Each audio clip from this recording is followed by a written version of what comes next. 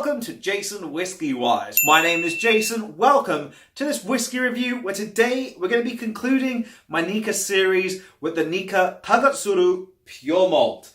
So this is going to be concluding my Nikka series, and if you have missed any of the videos in the playlist, I'm going to leave them linked in the top corner. They include Nikka from the barrel, the Miyagikyo single malt, the Yoichi single malt, the Coffey grain and the Coffey malt, and also the Nikka 12. So we've got 6 videos over there for you to go and check if you have missed any of them. And if you like any other Japanese whiskies in the future, just let me know down below in the comment section and we'll get to them as soon as possible. So we have ourselves the Nikka Takesuru Pure Malt, and I've got it sitting in the glass. It is a blended whiskey, as Nikka do have that with the Nikka 12 and the Nikka from the barrel. And the Pure Malt range does also support a Nikka Black, a Nikka Red, a Nikka White. And they come in like a nice little spice rack if you buy them all together. But I didn't get them at the moment, so we might save that for a future time. Now I've also got my challenge coin over here from Roy Aquavite. So if you haven't got one of these, I'm really just saying go and get one. They're fantastic. They sit perfectly on the glass. And even Scotch Test Dummies have one, which I think I'm going to order very soon. So thank you very much, Roy. And let's just get into this whiskey. So it is a no age statement. The Takesuru Pure Malt. Now the Takesuru range also has a 17, a 21 and a 25, but all 3 are discontinued from the age statement as they pretty much ran out of stocks to what they've said, so we might see it making an introduction later in time. Now this one's bottled at 43% and the parent company is the Nikka Whisky Distilling Company Limited. They are pretty much pricing the actual bottle at £55. So here in the UK, the bottle's price for a full-size bottle, which is 70 cl, is £55. And I think it was also between 50 and 55, which when you do the conversion of the Nikka from the barrel into a 70 cl, kind of works out to the exact same price at £56. So very similar pricing. Now, in terms of the whiskey, we're going to jump straight into the nose, and then I'll tell you a little bit about the history of Masataga Takesuru. So, into the nose we go. So starting things out on the nose of the Takesuru Pure Malt, straight away I'm really getting a lot of grain work its way forward on the nose. It actually reminds me as if you've taken a coconut, you've got the insides and you've left it out to dry, and then you peel that. And that's exactly what you can smell. You're getting dried coconut peel. Then you move into more of a greener orchard fruit. You're getting a little bit of apples, green pears, a little bit of even green grapes on the nose, adding a little bit more of a sweeter curveball to this one. And then you're getting a bit of citrus. To me, it's like lime, but it's like lime sherbet, where it's got this sweeter aspect, really just taking it to a different direction. You've even got this aspect of tropical fruits now. After it's taken the citrus, you're getting like tinned jackfruit, almost like it's in syrup with a sweeter edge. And then it moves into a little bit of papaya, but ripe papaya. And that mild tropical fruity character really holds itself very well. I don't think I can find anything else on the nose, so let's jump straight into the palate next. Slanger. First impressions on the actual palate. You're greeted with a nice medium texture, but it does develop ever so slightly, so do hold it there for a little time. It will develop and become a little bit more richer in texture. But first off, I'm getting this little bit of a soft, white, peppery spice, sort of activating these edges on this blend, just ever so showing. Then they fade and make way for these tropical fruity characters. I'm getting that papaya back in here, a little bit of guava, and even to me a little bit of melon, but like a honeydew melon, rounding all these different tropical fruity characters. Wait a second, there's jackfruit.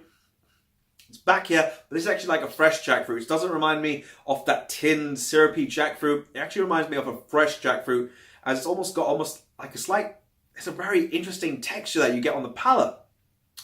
After that, you're then sort of going into a little bit of a sour character. And for me, it's like sour cider green apples, which is if you're taking a bite out of green apple and it's just a little bit sour in its character. And then it makes way into a dive into vanilla. And it's a sweeter character. It's weird how it's gone from sour into sweet, but it's like a vanilla fudge. And there's a little dryness as it's sort of fading away, and that to me is like a bit of sandalwood, adding a slight sort of woody character to it. That's about it for the palate, but I want to tell you a little bit about Masataga Takesuru, who you'll see on my left shoulder. He is the founder of the Nikka Whisky, and he sort of came back as he went to study in Scotland, and I believe he went to Glasgow. He studied for a period of time, then went back to Japan, and he founded the first distillery over there for Nikka, which is the Yoichi distillery up in the Hokkaido region of Japan. Now, he went and found it there because he said the climate matched the Scottish climate, and he saw that, it's quite cold over there. At the same time, it would sort of be perfect conditions. Then he founded the second distillery, which is the Miyagikyo distillery. And together, those two, which if you take the product and you blend them together, you have many different expressions along the Nikka portfolio, from Nikka from the barrel, Nikka 12, the Takesuru range, and the Pure Malt range. So lots of different blends came out of founding these two distilleries. So without further ado, let's come to my conclusions and we will finish off this whiskey review. So time for my overall conclusions and my finish for the Nikka Takesuru Pure Malt. And straight away on the finish, it's got like a nice medium long finish, which I actually really enjoy, as this whiskey is not sort of giving up and letting itself go, but it's holding itself out quite well. In terms of the flavor profiles, you're getting honeyed sultanas, a little bit of citrus peel. Then it's working its way through a little sweet clove, which sort of just activates the heat on the sides. And then it moves into a little bit of dried fruits, but dark dried fruits. So, time for my rating, and I'll give it I'm going to give this an 88. I really like this whiskey, I have to admit. When I look at its price point versus the Nikka from the barrel, it's another blend. They've come out literally hand in hand, as there's like a pound difference between the two. The Nikka from the barrel, though, has that slightly higher ABV, or actually much higher ABV at 51. So for me, that has a lot more going on. But in terms of this whiskey versus the other Nikka whiskies, this one's got a lot more tropical, fruity characters going on, which I didn't find so much in the other expressions. So for me, that had a lot more, especially versus the Nikka 12. This one actually was above the Nikka 12, but the Nikka 12 was just holding itself back, and you felt it was almost resistant from letting its full flavor profile be sort of explored. So Takesuru Pure Malt, a really great one to get into if you want more tropical, fruity characters in your Japanese whiskey. In terms of, do I think it's value for money at 55? It's around about the same price as the Nikka from the barrel, so it's perfectly, in my eyes, it's around about that. I'd like to see it maybe a few pounds cheaper, maybe £10 cheaper, making it more approachable for a lot more people. Do I think it needs water? A little bit of water can dilute that little bit of edges on this one, but do give it some time, as it brings out a lot more tropical and floral characters on this whiskey. So let me know if you do get a chance to try this one at home, and if you have tried it, also let me know as well what you think of this one. But on that note, I'm going to wrap the video up there. If you guys have enjoyed, drop it a thumbs up. Be sure to hit the subscribe button, which I'll leave over there. I'll leave some other Nikka videos on the screen. I'll say thank you guys for the support on the Nikka series, and tomorrow we'll have some more actual interesting whiskies on the channel. So it's been me, JasonWhiskyWise, Quiet Mr. Bananas, and we'll catch you for the next video. Sláinte.